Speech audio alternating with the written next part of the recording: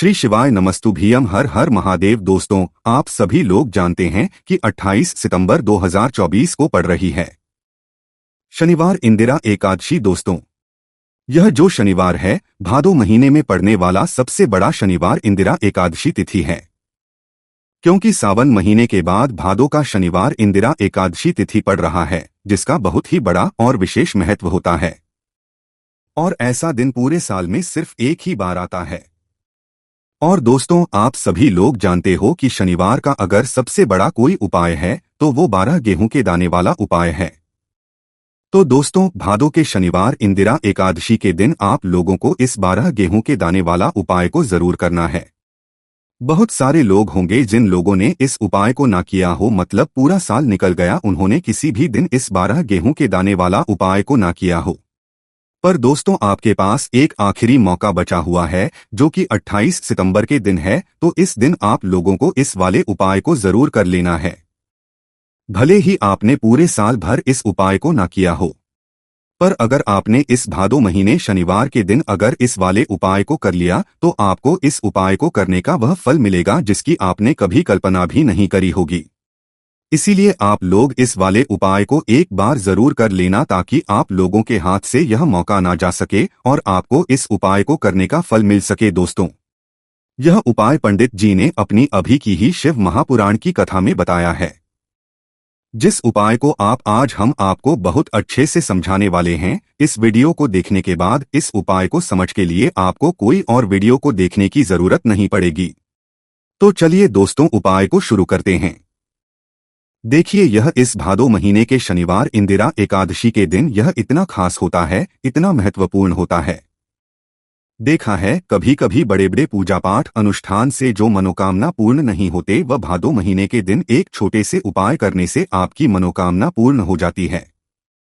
और बहुत सारे लोगों इस उपाय को किया भी है और उनको इस उपाय को करने का फल भी जरूर मिला है। अगर आप लोग भी इस उपाय को करना चाहते हैं तो आप इस उपाय को पहले अच्छे से समझ लेना, सुन लेना, उसके बाद करना। आपको इस उपाय का फल जरूर मिलेगा। और इस उपाय को कर लेने से आपके घर में चाहे किसी भी प्रकार की दुख और समस्या क्यों ना चल रही हो, आपको उसका कारण भी नहीं पता है कि भाई यह समस्या किस कारण से चल रही है। उसका कुछ भी कारण हो सकता, जैसे पितृ दोष हो सकता है या किसी भी तरह का मंगल दोष भी हो सकता है। तो इस दिन आप लोगों को यह वाला उपाय कर लेना है। यह एक ऐसा उपाय है जिस उपाय को अगर किसी विशेष दिन पर किया जाए तो भाई उस विशेष दिन का जो है वह तो हमें मिलता ही मिलता है। पर हमने उस दिन पर इस उपाय को किया है तो हमें उससे भी बड़ा फल मिलता है, और फल बहुत जल्दी मिलता है, क्योंकि आप इस उपाय को बहुत ही बड़े और विशेष दिन पर कर रहे हो। तो चलिए अब उपाय के बारे करते हैं। लेकिन उससे पहले आप लोगों को यह जानना आवश्यक है कि आखिर यह उपाय किस समय करना है, किसको करना है और कैसे करना है। तो चलिए हम आगे आपको वीडियो में एक एक करके बता देते हैं। तो दोस्तों, इस 12 गेहूं के दाने वाला उपाय को हमें इस शनिवार के दिन कैसे करना है, किसको करना है, किस समय करना है और कहां पर करना है, ये सारे सवालों के जवाब आपको इस वीडियो में मिल जाएंगे। और जो यह वीडियो उसको 12 गेहूं के दाने वाला उपाय जरूर करना चाहिए, क्योंकि इस दिन गेहूं का भी बहुत ही बड़ा और विशेष महत्व होता है। और जब बात आ जाए हो जाती है और यह एक बहुत ही बड़ा उपाय हो जाता है इस शनिवार का, तो अब दोस्तों, इस 12 गेहूं के दाने वाला उपाय को आखिर करना किसको है, सबसे पहले हम लोग वह बात जान लेते हैं।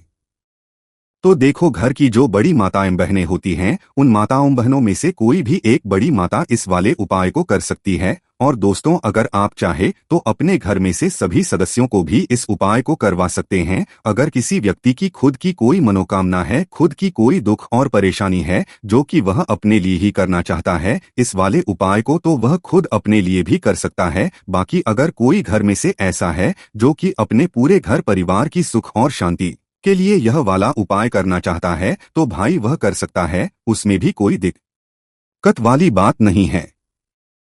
कहने का मतलब ये है कि इस उपाय को हर एक सदस्य भी कर सकता है, और पूरे घर परिवार के सदस्य के लिए घर की बड़ी माताओं बहनों में से कोई एक माता बहन भी कर सकती है।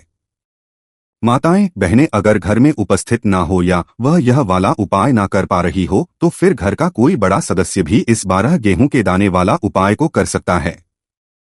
चाहे फिर वह पुरुष ही क्यों ना हो, उसमें भी दिक्कत वाली बात नहीं है। अब दोस्तों, इस लंग वाले उपाय को हमें करना कहां पर है? देखो, हमें शिवलिंग के पास में जाकर करना है। बहुत सारे लोग प्रश्न करते हैं, हर एक उपाय को करते समय क्या हम इस उपाय को घर पर या मंदिर में कर सकते हैं?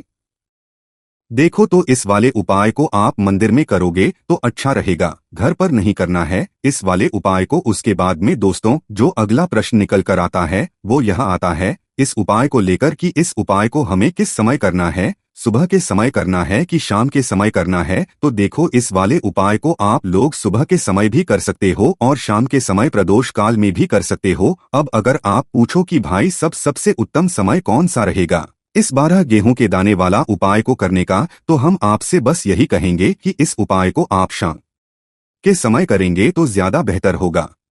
बाकी अगर सुबह के समय भी करेंगे तो भी अच्छा होगा, कोई भी दिक्कत वाली बात नहीं है।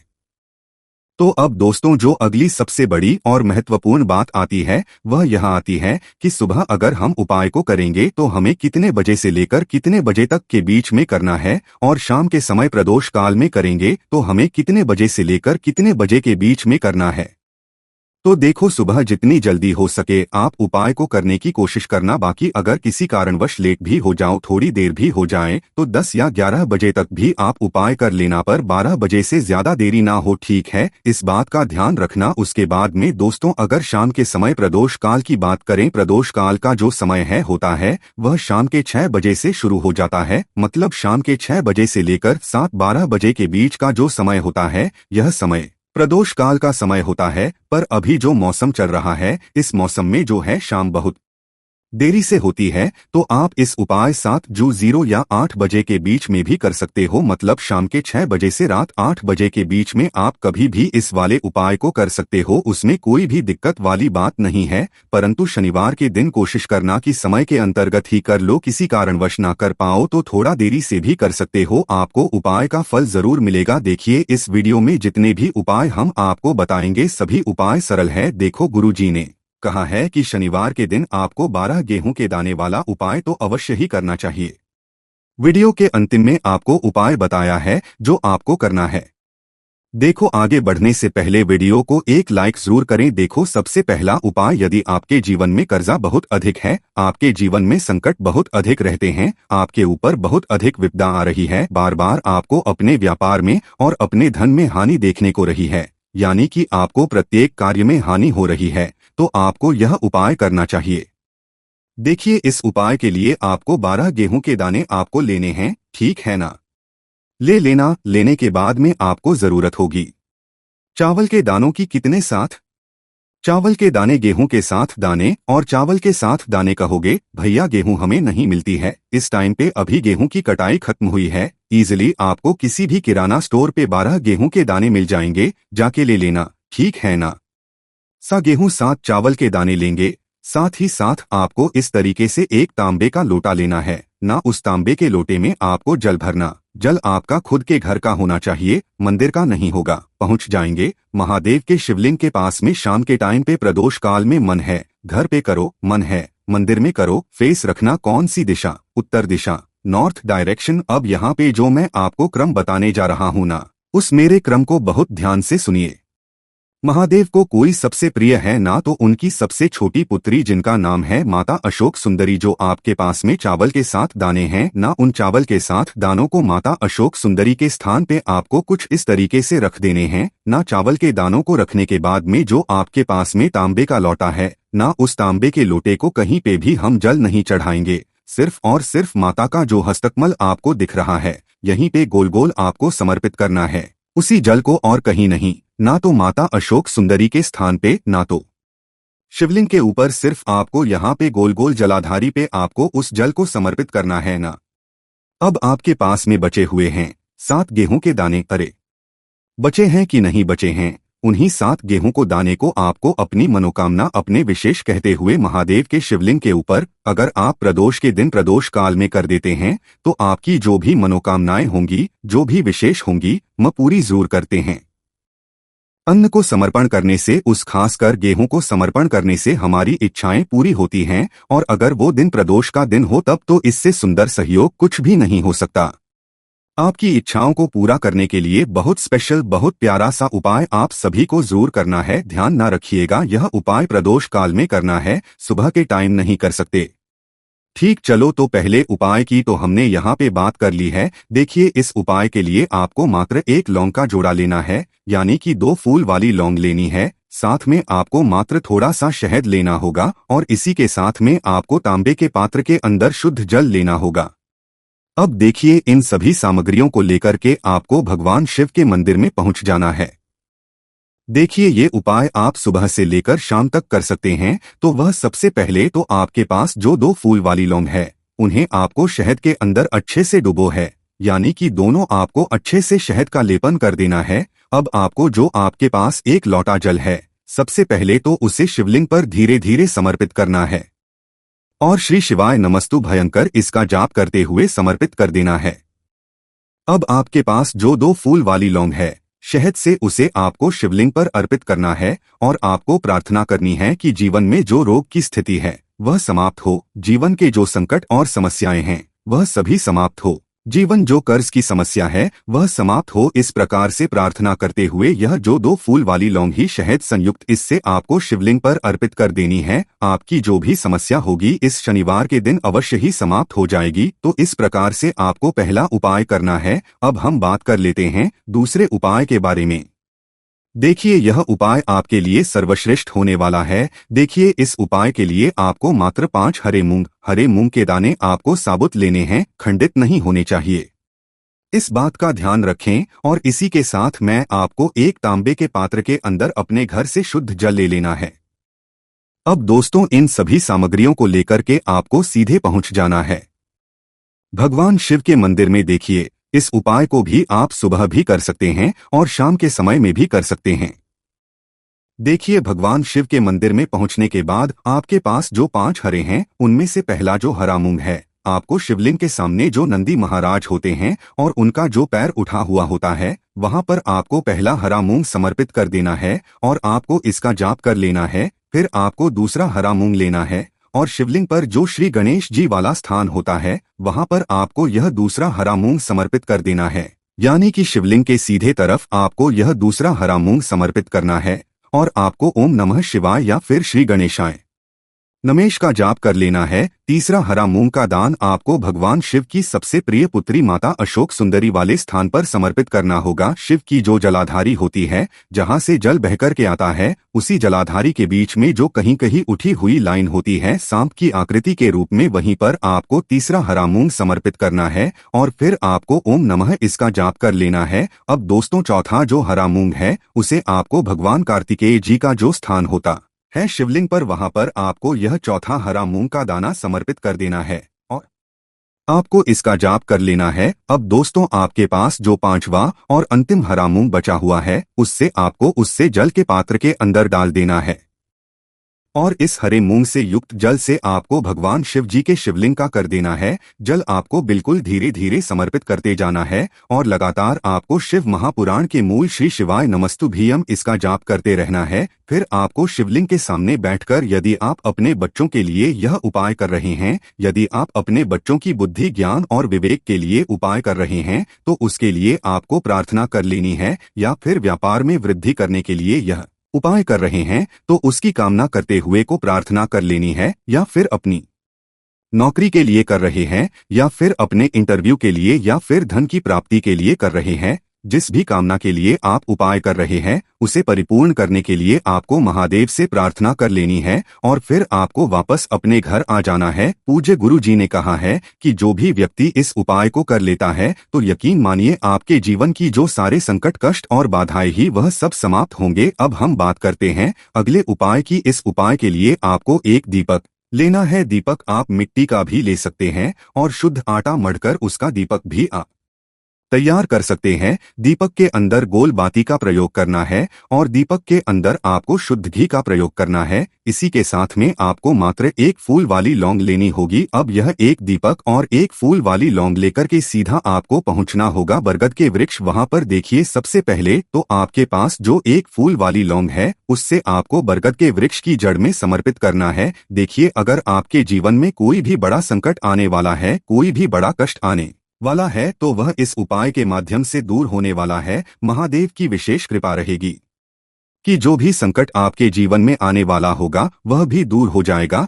तो आपको एक लौंग समर्पित करनी है बरगद के वृक्ष की जड़ में और वहीं पर आपको जो गोल बाती वाला दीपक जो आप लेकर के गए हैं उसे भी वहां पर प्रज्वलित कर देना है। वटकेश्वर महादेव का नाम जाप करते हुए देखिए, जब भी आपको जीवन में इस साल लगने लगे कि आपके जीवन में कुछ भी अच्छा नहीं चल रहा है, तब भी आपको उपाय करना है। तो इस प्रकार से आपको यह उपाय करना है। अब हम जान लेते हैं चौथे विशेष उपाय के बारे में। देखें, यदि आपके विवाह में, शादी में कोई भी समस्या रही है, यदि आपका जो कर्ज है वह दिन बढ़ते ही जा रहा है, तो आपको यह चमत्कारी उपाय करना चाहिए।